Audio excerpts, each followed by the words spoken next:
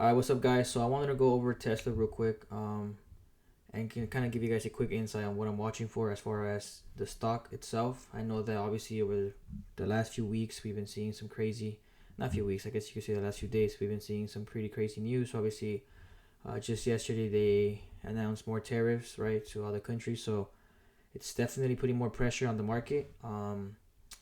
But nevertheless, I am still watching, obviously, for some opportunities, right? Some opportunities on the market, trying to get at good prices. So obviously, right now, there's so much uncertainty going on. We don't really know what's going to happen. But I kind of just want to give you guys some quick insights on what I'm watching for on Tesla. Maybe I'll go over Apple or Nvidia. We'll see some other stocks. But for now, I want to go ahead and chart Tesla. So based on this chart right now, obviously you guys can see we're on the weekly time frame on Tesla. You guys can see we've basically been getting clapped since creating these new highs, right? Since President Trump got inaugurated in November, right? All the way from December till let's just say where we're at right now. We've dropped 45%. Obviously, the recent low, we've dropped over 55% on Tesla, which is pretty crazy. But at the same time, it's not just based on what's been going on. Obviously, Elon Musk getting into the politic area, and I think a lot of investors don't really like that, right? There's a lot of things going on with him, and just I think he should definitely stay away from it. But that's just my opinion. What we see here on the weekly time frame, weakness, right? But if you go on the shorter time frame, right, such as the daily time frame, you guys can see that we've been kind of pulled back. We're kind of holding this area. To begin, we actually held this nice little gap, right? Let me just draw the zone. This gap that was basically supported here a few times. We'll go on a shorter time frame. I bet I got typed too fast. We'll go on the 15-minute. You guys can see that we basically filled the gap, right? On Monday, we came back into the gap. We supported it, and then back on Wednesday, we basically came back into this area, defended it nicely, and obviously with the news of the tariffs, obviously not only Tesla but the market just reacted to the tariffs pretty bad. Just based on this simple chart, you guys can see every time we approach this 290 area, right, the price, I'm gonna make it dark so you guys can see it. We rejected on Tesla, right? So we would approach it, got rejected once, right? Sellers came in, they stepped into this area.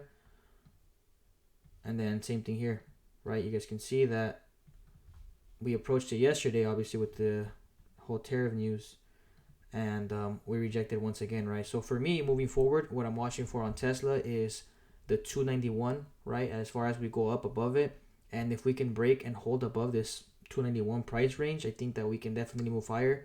Especially the fact that we already rejected twice, twice, right? Within a week or two. So I definitely do see that as a key area for now. On the downside, I do see obviously this shaded area as well. I want to see strength, right? So if obviously let's say the market, not the market, but let's just say Tesla, right? And we pull back into this area, I want to see what we do here, whether we come back down and then support it again, or obviously what could happen is let's just say we do break below this, right? We come back down here. I think there's going to be more setting pressure, and I think we could definitely move lower. So that's something I'm definitely watching for. Like I said, it's good to have a good plan when you're trading, regardless of what's going on in the markets. There's obviously a lot of news going on. There's just, at this time, we just don't know what's going to happen, right? We don't know if the other countries are going to retaliate towards the U.S., right, based on the tariffs. There's just so much shit going on that it just, as long as you're prepared and you're watching certain areas in the market, such as, Tesla, Nvidia, whatever stock you're trading, it's always good to be prepared no matter what. Obviously, we can't prepare for everything, especially with Trump being in office. It's just some crazy shit can happen. But going back into the weekly time frame, we have a trend line that has been supporting Tesla, right? Just draw this real quick, and you guys can see that every time we approach this trend line, it creates a nice little low, right? So obviously here in January of 2023, Tesla dropped. It bounced off the trend line, and then it rallied. Once again, it came back into that trend line in April of 2024, which is last year.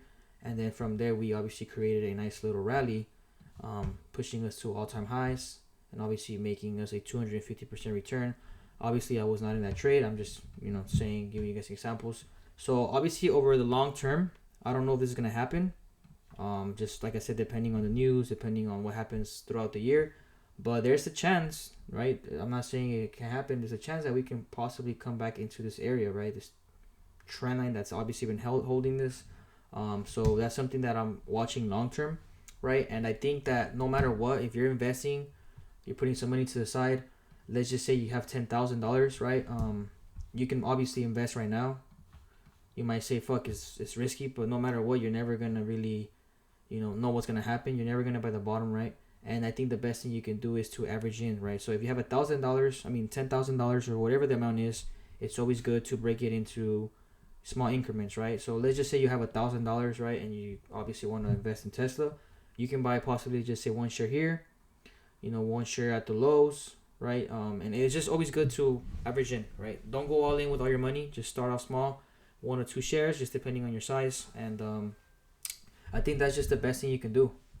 But just based on this chart, going back again to the weekly time frame, I do have this trend line, and obviously you guys can see every time we approach it, we obviously bounce off of it. Does that mean it's gonna bounce next time we come? It doesn't. There's always risk to it, right? Nothing's obviously 100%. If that was the case, I would be a fucking billionaire, of course, right?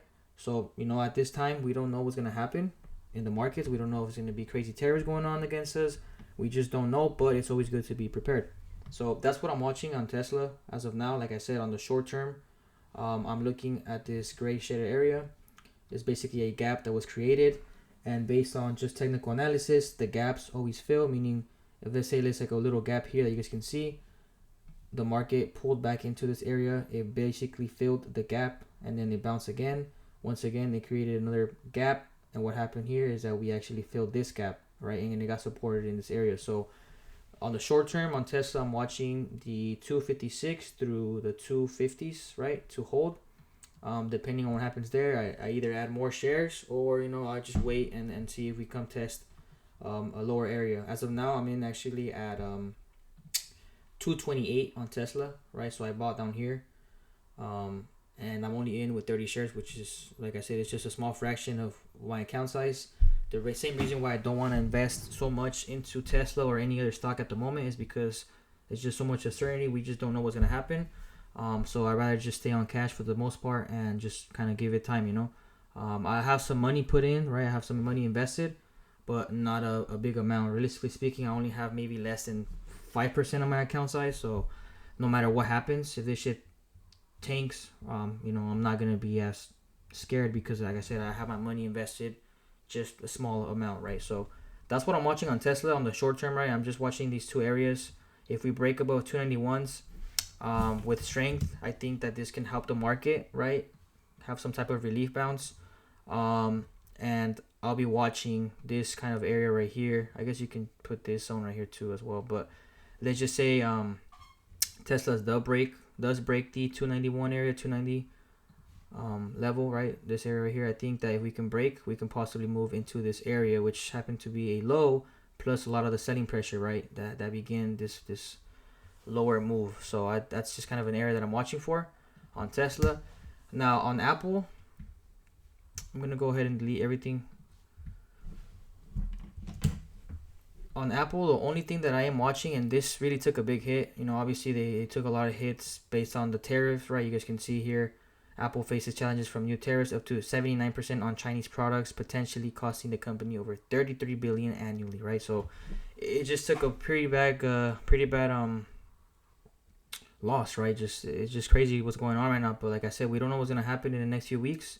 It could get worse, it could get better. At this time, the way it reacted, obviously, it's not good news for a lot of people, right? But I mean, it dropped over 10%, right? It dropped 10% overnight, and it's just something that, like I said, this is a whole gap that most likely it will fill. We don't know when it's gonna fill, but one thing that I am watching for is this area here, right? Let me see this. It's gonna be this 196 area. Why am I watching that? Well, if you can see here, right, in July 2023, we pulled up, came down, pulled back into the area, it rejected, came back again, tried to test it again, it rejected, and then once we came back into this one more time, we were actually able to break out nicely. What happened here again? We pulled back into this in August of 2024. It got defended, and then we rallied to all-time highs, right? So what I'm watching for here is obviously, and you can just draw a zone if you want to, It doesn't have to be exactly that level, that zone, or that pillar, right? So I'm watching this area to see if buyers will defend this one more time. If Apple does come back into this area, I want to see what happens here, right? So this is a cool thing about trading. Obviously, it's risky, but and a lot of people call it gambling. But when you actually study the charts and you see what are areas that can possibly create a bounce, that's when your risk is in your favor, right? Your probabilities are in your favor because you're obviously waiting at key areas. You're not buying here in the middle of nowhere. You know, you're buying at areas where there was buyers before, where there was some good trading activity before, and you know that makes the trade a little bit more like on your side, right? And that's just kind of how trading is. You know, you're not supposed to buy at random levels. You're supposed to buy at levels that you see strong. For example, just based on this chart, you can see here, right? It's not the cleanest because it's kind of breaking below this, but you can kind of see this area holding. And if, like I said, if you want to make it easier, you can draw a zone just so you can kind of see that it was holding this area, came back, bounced again, created a high, bounced again here, and then kind of just rejected and obviously fell, right? So that's something I'm watching for as far as Apple. If I want to buy more shares, I actually don't have any shares, just to be 100% honest. I don't even know why I said buy more shares. I'm not in Apple at all. I'm only in Tesla and Nvidia, but that's, you know, what I'm watching for on Apple. On the upside, I really don't have anything on the upside. Obviously, we can come back and fill this gap for sure. I don't know when it's gonna happen, but we're gonna come back and test this area of 216. But before that, I hope that we do come back into this area so that way I can actually buy shares of Apple. And not just because we come into this area, I'm gonna buy right away. I want to see the reaction. You know, once we get into the area, I don't want to just get in and then boom, go in with my money and say fuck it. No, I want to see what happens there. I want to see if there's acceptance from buyers. If I want to see there's, you know, volume from buyers, and then based on that and based on my risk to reward, then you know, obviously I'll go ahead and see if we do break below this. Well, same thing like I said with Tesla, it'll put more selling pressure, right? We break below this, it's gonna possibly act as resistance, and it can possibly bring us back down into this lower area where we can actually fill this gap, right? There's a gap that hasn't been filled, and you know, anything is possible at this time.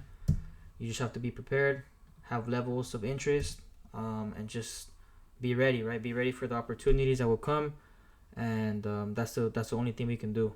But yeah, I just want to go over just these two. I honestly want to just go over Tesla, but I hopped on Apple. If you guys want me to post more videos, you can just, you know, go ahead and ask me in my Discord. Either way, regardless, I'm still gonna be posting videos, and you know, try to just kind of show you guys a quick overview for some people that want to learn, or so for some people that just kind of, you know, want to just are interested in investing. That way you guys can kind of see just a quick overview on kind of how I look at the markets. There's a lot of more shit that goes into this, but this is just a quick rundown on what I'm watching for, and I'll keep you guys posted in the next few weeks. And yeah, thank you guys for watching. Peace out.